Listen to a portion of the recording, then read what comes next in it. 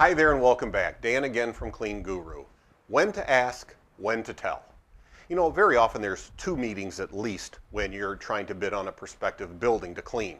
Of course, we like to encourage even more visits to stop out to get to really build a relationship, but very often there's at least 2 meetings, right? There can be the first walkthrough meeting, and there can very often be when you bring the proposal out, the presentation to talk to the client at the end. Well, very often salespeople and cleaning business owners can be kind of nervous or have a harder time with one or both of these meetings. And so I thought I'd take a minute to talk about a tip or 2 that might help.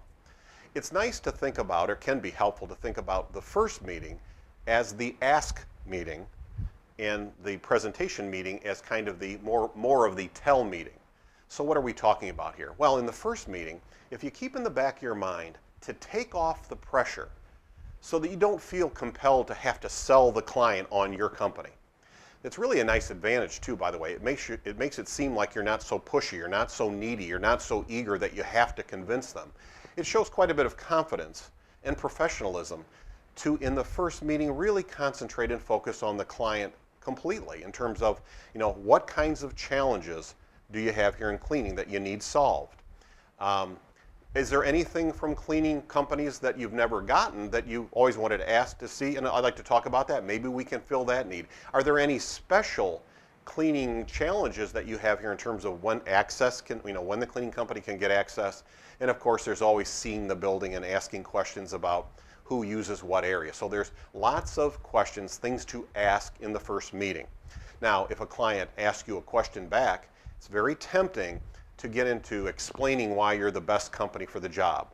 And there's nothing wrong with answering some questions in the first meeting, but I would limit it and kind of frame it a way of saying, well, we do have training and supervision answers to this question that I think you're going to like. And when I come back out with a complete proposal, I'll specifically show you how that works. I think you're really going to like it. I think that kind of relaxed approach builds confidence that you're not in a rush. It's a very good thing. So ask in the first meeting. In the second meeting, the presentation meeting, proposal, it's a great time to have a little more time to tell. And it's good too because you have a proposal there that you can explain the telling portion.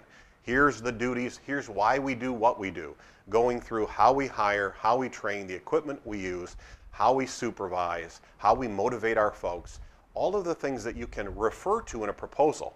Plus the timing's right, because they'll connect what you're telling them to the proposal. If you push too hard in the beginning, it seems like pushing, plus they kind of can lose the meaning. So keep the telling part brief in the first meeting.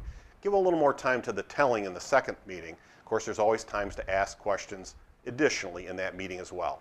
But that's a tip to keep in mind. A little bit more ask in the first meeting, a little bit more tell in the second meeting. Something to think about. Hope it helps. Hope it helps your cleaning business. Until next time, remember that you can do this. You really can.